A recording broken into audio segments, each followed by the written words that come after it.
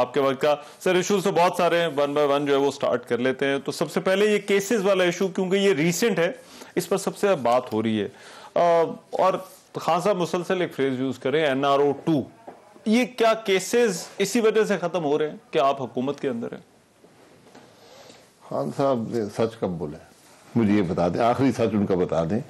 ये केस झूठे बनाए गए थे, उनकी कोई हकीकत नहीं थी और अदालत ने उनको खारिज कर दिया। वो ये जो कहा जा रहा है कि इदारे, क्योंकि FIA है, प्रोसिक्यूशन है, ये आपके अंडर आ गए हैं, तो इस वजह से जो है वो, क्योंकि ये प्रोसिक्यूशन में हाथ हल्का रख रहे हैं, इस वजह से केसेस जो है वो खत्म होते जा रहे हैं। 4 साल उनके पास थे, प्रोसिक्यूट कर लेते ना। शहबाज शरीफ को आपने साफ पानी केस बनाया, अच्छा। आशियाना केस बनाया, फलाना केस बनाया, ढींगा केस बनाया, 18 महीने जेल में रखा, 4 साल गुजर गए, आपके पास कुछ था नहीं। अब अदालतें, ये हाई कोर्ट है ठीक, जिसने खारिज कर दिया उस मामले को। आपको शौक है तो अदालत चली जाए। अच्छा, तो इन केसेस का आपके हुकूमत में होने से कोई लेना देना नहीं? इन केसेस का वजूद ही कोई नहीं है मेरे खिलाफ। मैं 2 केसेस में अंडर ट्रायल हूँ, इनका वजूद कोई नहीं है। अच्छा। जिनके ना सिर है ना पैर है। ठीक, तो ये NRO 2 की बात बार बार जो है वो क्यों जा रही है? अब देखिए केसेस NRO 2 की बातें वो कर रहा है जो अपने जुराइम छुपाना चाहता है, अच्छा, जो अपनी करप्शन छुपाना चाहता है।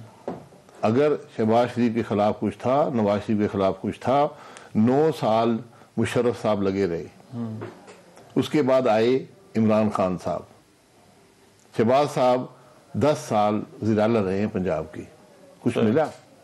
पंजाब हुकूमत आपके पास थी, कुछ मिला? इसलिए ये झूठे केस बनाकर ये तासुर देने की कोशिश की है कि हमने कुछ केस जो करते हैं ना, प्रोसिक्यूट करते हैं ना। प्रोसिक्यूशन और प्रोसिक्यूशन बड़ा फर्क होता है। अच्छा, प्रोसिक्यूशन हुकूमत कर सकती है बड़ी आसानी से, उन्होंने किया है।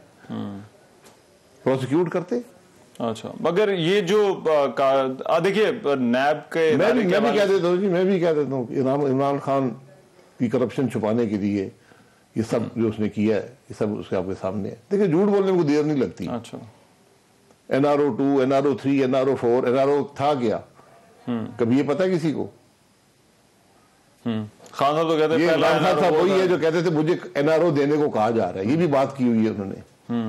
जी, तो ये बातें छोड़ दें और अब मुल्क की बात करें। इमरान खान ने मुल्क की बात की आज तक? अच्छा, उसने मुल्क के साथ किया क्या?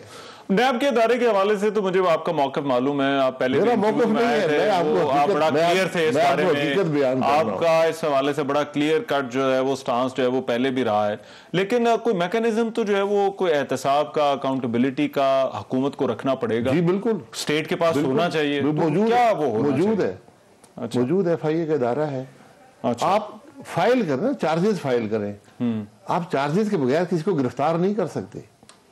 ठीक, आप तफ्तीश करें, कन्फ्रंट करें, आप सीधा जेल डालते हैं जिन केसेस का वजूद नहीं होता। 18 महीने शहबाज शरीफ साहब को वापस देना उनकी जिंदगी के जो उन्होंने जेल में गुजारे हैं, किस मकसद के लिए? हमने बड़ा मजाक बना लिया इन बातों को। आपने करप्शन पकड़नी है अगर, बहुत आसान है, सब अंदर हो जाएंगे। सबसे पहले इमरान खान होगा। अच्छा, ये ऐवान खाली हो जाएंगे, ये कोर्ट खाली हो जाएंगे, बहुत से इदारे खाली हो जाएंगे। करप्शन अगर पकड़नी है, अगर तमाशा बनाना है तो फिर नैब को चलाएं। नैब में या मुल्क चलाएंगे या नैब को चलाएंगे, दोनों नहीं चलते। करप्शन पकड़ने का अगर है, नीयत है, बहुत आसान है। आपको लगता है FIA या हुकूमत का ये जो अपरेटस है, जो नैब के अलावा, ये काफी होगा इस तरह के मामलात को जो है वो डील करने? जी बिल्कुल। नैब ने आज तक किसको पकड़ा है मुझे ये बता दें। मगर देखिए सर, नहीं, मैं मुझे बता दें, आप मुझे एक जवाब दे दें। हाँ। नैब ने आज तक किस सियासतदान को पकड़ा है? 22-23 साल हो गए नैब को। मैंने 13 अदालतों में गुजारे हैं। 13 साल मैं नैब की अदालतों में पेश हुआ हूं। मेरे ख्याल कोई केस नहीं था। आपको ये सुनकर हैरानी होगी कि एक सियासतदान को नैब ने कन्विक्ट किया आज तक। एक सियासतदान, मैं नाम बता दूं जी, मोहम्मद नवाज शरीफ। जज को ब्लैकमेल करके नवाज शरीफ साहब को कन्विक्ट किया गया। और जो कन्विक्शन थी उसका कोई ताल्लुक नवाज शरीफ साहब की जितना अरसा वो सियासत में रहे उससे नहीं था। ये नैब की हकीकत है। अगर आपकी नीयत है करप्शन पकड़ने की, ये मैं बड़ा आसान रास्ता, मैं आपको रास्ता बता दूं, अगर आपको शौक है, अगर हमने तमाशा लगाना तो फिर नैब है। आप बताएं जरूर। पूछे जी आपके खर्चात कहाँ से आते हैं, बस ये सवाल कर ले सबसे।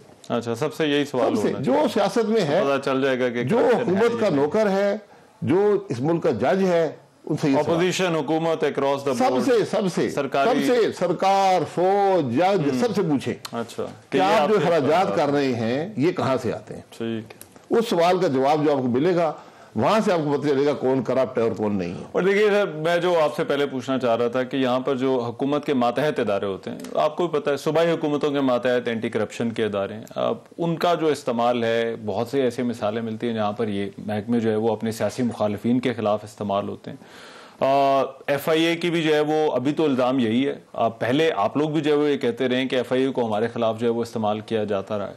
तो ये फिर क्या इंडिपेंडेंट कोई इदारा इस हवाले से जो है वो नहीं होना चाहिए? कि देखिए सवाल ये है कि इस पूरे सिस्टम के अंदर एक इदारा ऐसा होना चाहिए जो इंडिपेंडेंट हो, जो ना हुकूमत के पास हो, ना ऑपोजिशन के पास हो, ना किसी और के पास हो, बल्कि वो एक इंडिपेंडेंटली जो है वो तहकीकात करे। आपने बनाया था ना नैब, तो नैब की हकीकत मैंने आपके सामने रख दी है। आपने करप्शन पकड़नी है ना, या कुछ और तमाशा, मैंने पहले पूछा कोई तमाशा लगाना है, करप्शन पकड़नी है। आप एंटी करप्शन को ले लें जो पंजाब या दूसरे सूबों की है, उनका मकसद सिर्फ उस सूबे के सरकारी मामलात में जो करप्शन हो रही है वो है। अच्छा, जो FIA है उसका फेडरल सतह पर, जो फेडरल इदारों में, जो फेडरल कानून के अंदर जो करप्शन हो रही है, मनी लॉन्ड्रिंग हो रही है, इस किस्म की चीजें हो रही है, वो करप्शन है। अगर आपने किसी शख्स की करप्शन पकड़नी है, उसके लिए कानून मौजूद हैं कि उसने कोई कमीशन लिया, उसने कोई पैसे बना लिए। ठीक।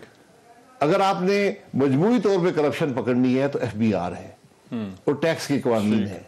मैंने जो बताया, एक बुनियादी सवाल करने, अच्छा, कि आप जनाब लाखों के बिल दे रहे हैं, करोड़ों की गाड़ियां हैं, 20-20, 50-50, 60-60 लाख करोड़ रुपए का आपके खर्चात हैं, इनकम आपकी है कोई नहीं।